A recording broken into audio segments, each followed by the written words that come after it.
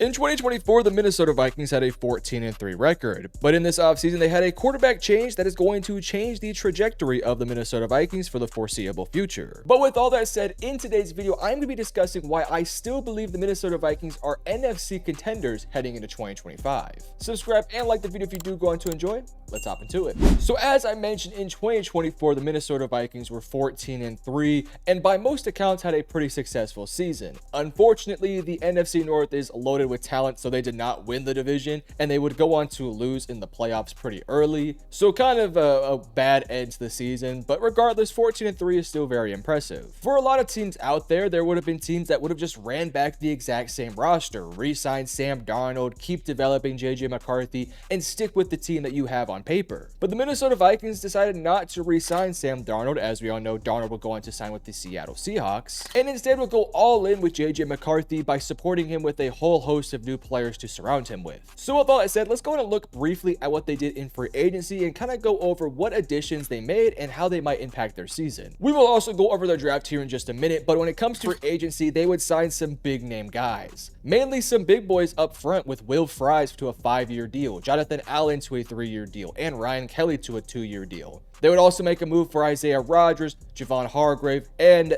Jeff Okudah. Now let's start off with the big guys up front. You brought in 2 interior offensive linemen and 2 interior defensive linemen. One of the reasons why this team struggled late into last year was because the offensive line really struggled, specifically within the interior, and then when Christian Darrisaw went out, that offensive line just kind of fell apart, and Sam Darnold just was never able to truly adapt to it. So now you get Christian Darrisaw back and fully healthy at tackle. You bring in one of the best guards out there in Will Fries, who has dealt with injuries in the past, but for the most part has been fairly healthy throughout his career. He's a dominant guard. A 5-year, $88 million deal is totally worth it for a high-end level interior offensive lineman. And again, when you have that rookie quarterback, you can spend a little bit more money. This is a 5-year deal, so he's going to be around for the long term, but I think Will Fries is an awesome pickup for this team. You also bring in his teammate, Ryan Kelly, who's a little bit older and probably not as good as he used to be, but he's still a really good offensive lineman. 2 years, $18 million.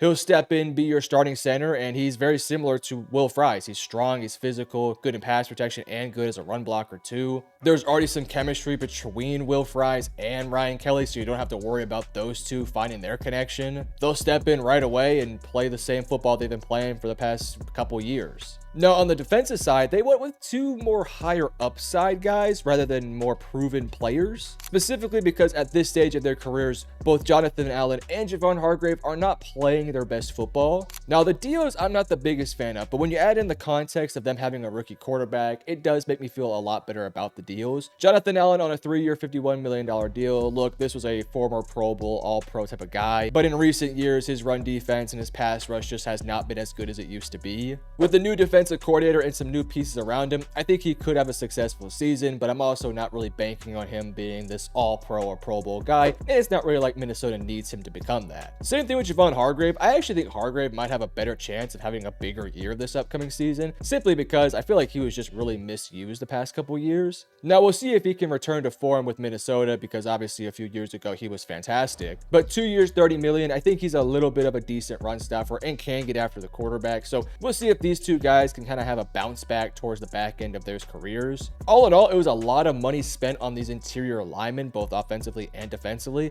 and I like the moves. Now granted, they're a little bit risky, but this Vikings team is so loaded with talent that they can kind of afford to do these moves. Now when it comes to the corners, Isaiah Rodgers was brought in on a 2-year, $15 million deal. For starters, I love the contract. Isaiah Rodgers is a good player, and to get him for $7.5 million is just a good deal in my opinion. I think he'll be a productive outside corner. I'm not sure if he's ready to step into like a cornerback 1 role, which this Vikings team is probably going to need him to work in, but I think as a long-term CB2, I think he's definitely a good player. Now Jeff Okudah, look, it's a high upside guy. We obviously know the talent is there. It's somewhere locked in him, and maybe they can somehow bring it out of him, but he just has not very much been a productive player in his career so far, so I'm not expecting too much from him. You did re-signed Byron Murphy Jr., which was a nice move for this team. And you also have Mekhi Blackmon there too, who I think has some talent to potentially step in as an outside corner. All in all, I really was a big fan of what they did in free agency. They also made a trade for Jordan Mason too, who I think will be their long-term starting running back if he can truly develop. And yeah, I thought for the most part, they did a nice job. They filled out their offensive line significantly. They added to their defensive line. They added some pieces to the secondary. I think there's still some work that needs to be done next year and in future years, but I really like where this team is heading. Now let's go ahead and hop briefly into their draft. Now, I'm really only going to be talking about Donovan Jackson here because for the most part, I was not the biggest fan of their draft, and I also don't feel like there's too many impactful starters right now. But briefly, I do think Ty Felton will have a role on this team at some point this year. I think in future years, he's long and lengthy, but it's just a little bit raw right now. Donovan Jackson specifically is who I want to focus in on here. Everyone else will likely be depth options, some special teams players, and some guys you're going to stash away and develop for a few years. Now, Donovan Jackson, I think, will be your starting left guard to start the season off. Last year for Ohio State, he actually had to move out and play tackle because of some injuries on the Ohio State offensive line. And while he was far from perfect, I thought he got the job done, especially later in the season. I do think he's a bit more of a natural guard, though. He's not the freakiest of athletes. He's just unbelievably solid. And I kind of think that's what he's going to be in the NFL. I'm not sure if Donovan Jackson is ever going to be an all-pro or even honestly a Pro Bowl player, but I think for the next 10 plus years, probably, assuming he works out, he's just going to be somebody that you can depend on. He's not going to be great, but he's also just going to be really freaking solid. And I think that's exactly what you're going to get out of him. Does he have Pro Bowl upside? I'm sure he might make a few if things definitely go his way, but I thought Donovan Jackson was one of the safest players in this year's draft, and I think the Minnesota Vikings got a perfect pickup here. In the offseason, they addressed the interior so much, getting a center, getting a starting right guard. You already had your 2 tackle spots filled out, and they said, you know what, let's not go into this year with any holes on this offensive line. Let's address it right away with a Donovan Jackson, and he's a plug-and-play starter right in there at left guard. And I think this offensive line goes from what was a not great unit at the end of last year to, I mean, honestly, arguably the best offensive line in the NFL, at least theoretically on paper. So I was a big fan of this pickup. I love building on the offensive line. And even though I thought they had some other issues, such as a cornerback, I felt with the way the board fell that they did a really good job of maximizing what they could have done there. Donovan Jackson is a versatile piece that can play so many different positions on the offensive line. He's just solid. He's strong. He's physical, a decent enough athlete to get out there and move. And I think with this Vikings team, he's just going to be the perfect fit. So again, that's really all I'm going to talk about when it comes to the offseason. We talked about free agency. We talked about the draft. Let's go on and look at the depth chart here, starting off with this offense. And let me just get this out of the way. When it comes to a pure depth chart on paper, there's not too many teams out there in the NFL that have a better overall depth chart than the Minnesota Vikings. Now, when we look at the offense for the Minnesota Vikings, obviously you have to start off with the receiving core with Justin Jefferson as arguably, in my opinion, the best receiver in the NFL. Jordan Addison is also there. It's going to be intriguing to see how this other wide receiver position works out because you do have a Jalen Naylor, you have a Ty Felton. I think those two guys are really kind of interchangeable. I think there will be a nice rotation of players, but obviously Jefferson and Addison will get the majority of the attention. TJ Hawkinson at tight end. We talked about the offensive line. I think this is one of the best offensive lines out there with great tackles, with an awesome interior, with some depth, with some youth and some veterans. I'm a big fan of this offensive line. You have some depth now with the running back position too. I was not the biggest fan of Aaron Jones being your full 3-down back, but then they made the trade for Jordan Mason, and I think he's just the perfect guy to pair next to Aaron Jones.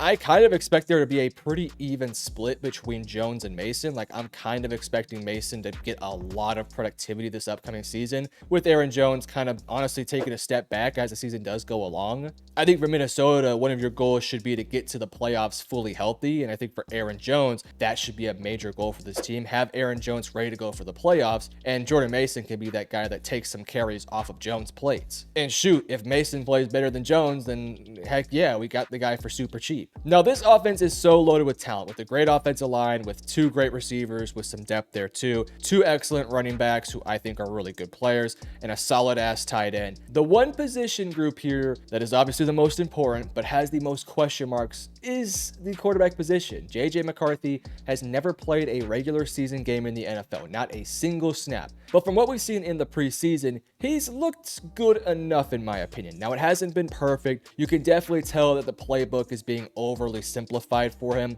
A lot of screens, a lot of play action, a lot of bootlegs, a heavy dose of runs. And I think that's what you're going to see early on this upcoming season, a very run-heavy team with a heavy dose of play action, a lot of bootleg, a lot of just easy things for McCarthy to process. But I think as the year does go on and as he starts to see more coverages, as he gets a little bit more comfortable in the system, you might see some training wheels being taken off as the year goes on. I wouldn't be surprised if McCarthy kind of struggles early, but as he starts to adjust and adapt, he gets better and better and better. And by end of season, he's starting to play his best football, which honestly, if you can just survive those first couple weeks where he's not playing the best football, and if you can manage to win as many games as possible, by the end of the season, I think this offense will really be humming, and I think this offense could be pretty damn good. It's just going to be getting McCarthy comfortable in the system. Now, fortunately for him, I think he's in a perfect situation with, as I've talked about, a great offensive line that can protect him, give him time to process, receivers that he can trust and have security blankets with.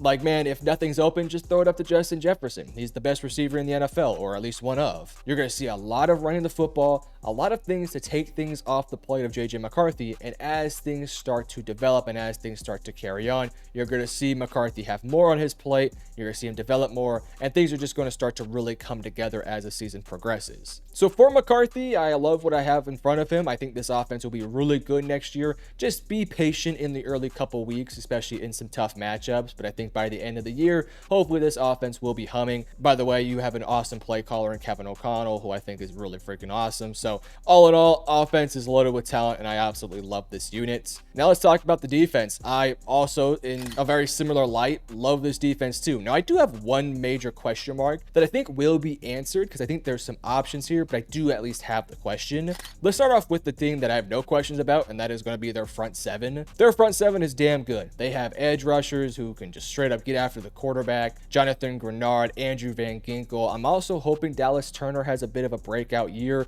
I thought he could have had a great year last year. It just didn't really ever come to fruition. So I have high hopes for him this year. I think he truly can be good. Just got to give him some time. But I think they have great pass rushers with Jonathan Grenard and Andrew Van Ginkel that can get you probably a combined 20 sacks next year. If Dallas Turner can get you like 5 or 6, and you know, that's 26 from your edge rushers right there. I think Blake Cashman is an awesome interior linebacker. Ivan Pace Jr. is really nice too. Your interior got upgraded significantly with Jonathan Allen and Javon Hargrave. I think those guys can get after the quarterback a little bit too. Now, I think the question I do have with this unit is going to be within their secondary. I like their safeties. Josh Metellus is an awesome, strong safety. He's been playing some really good football. Harrison Smith, who is just an absolute dog at this point. He's like 30-something years old. He's still balling out there, so shout out to him. Byron Murphy in the nickel, you feel really good about. But I do worry about those outside corners. No more Stephon Gilmore, for better and for worse. You have Isaiah Rodgers, who I'm a big fan of, but him stepping into that bigger role,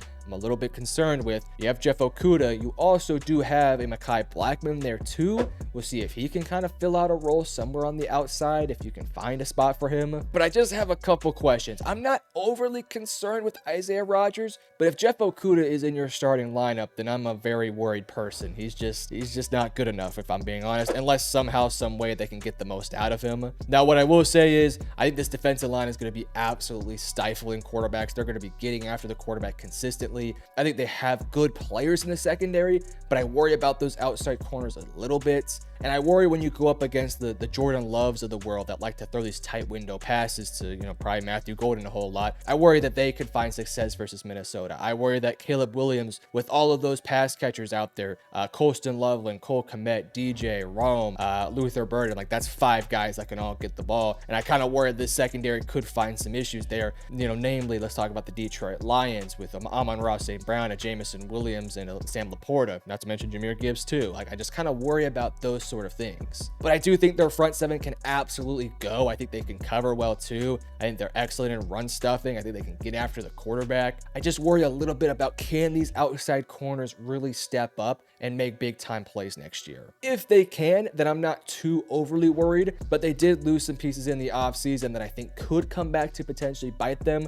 We'll just kind of have to wait and see. All in all, I'm a big fan of both the offense and the defense. I think they're loaded with talent. Now, what makes me say the Vikings are NFC contenders? Well, let's look at the NFC. When you look at the landscape of the NFC, you clearly have your upper tier rosters that everyone thinks are going to be really good next year. We're talking about your Phillies. I put the LA Rams in the conversation there. The Detroit Lions. I think those three teams are kind of in their own little upper category. Then you kind of have that second category that has the likes of the Washington Commanders. Maybe you could throw the Seattle Seahawks in there. The Minnesota Vikings are also probably in there. Obviously, the Green Bay Packers are there too. And maybe a couple of teams else. What feels like the NFC is you do have this hierarchy of somebody in that first tier is going to win this conference, and the second tier is just going to be really close, but not quite yet there. I think if there's any team in the second tier that can become that first tier type of roster, it would be the Vikings, because I think they have the overall talent. It just comes down to, what does JJ McCarthy look like, as well as the secondary, obviously. Now, I don't think McCarthy has to have let's call it his rookie season. I don't think he has to have a CJ Stroud or a Jaden Daniels like rookie year. I think if he just goes out there and plays good football,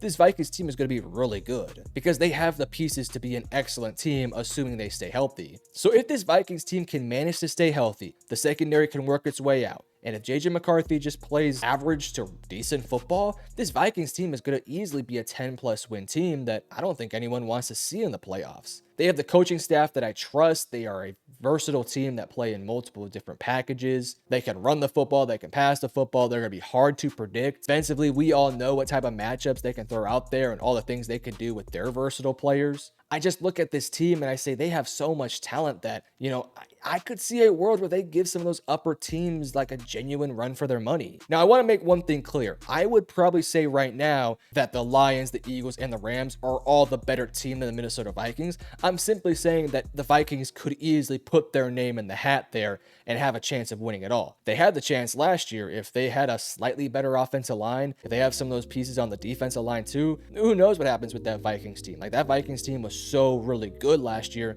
Then they just had some issues late in the season. But if they can avoid those issues this year, stay healthy, and if McCarthy can handle his business, I really am a big fan of what this team can become. Not to mention, when you look at the NFC North specifically, a lot of the teams got worse in that division. Now, not necessarily like a majorly worse, but look at the Lions, who won the division last year. They lose both their coordinators and their starting center from last year. Look at the Green Bay Packers. Did they significantly get better from last year? I mean, Matthew Golden's a big addition, but outside of that, the offensive line slightly better, but they didn't get significantly better. Chicago did, but they're obviously still probably 1 or 2 years away. So if you're Minnesota, you're kind of in a nice spot here to be able to kind of, run for it, go for it. Why not? Because this team's clearly gotten better. It's just going to come down to, what does JJ McCarthy look like? And let's look at the Philadelphia Eagles. They obviously got a lot worse too. You lose your OC, you lose your starting right guard, you lose a ton of pieces on defense. They're still talented as hell, but there's now some flaws to their roster, I guess you could say. The Rams, can Matthew Stafford stay even healthy, right? So if everything kind of goes wrong with those teams and everything goes right for Minnesota, which are all very possible things, I think Minnesota has a chance. Again, to clarify, I don't think they're going to win the NFC, but I think they could become contenders for sure. But you let me know in the comment section below, how many games are the Vikings going to win? And I love you guys. Peace.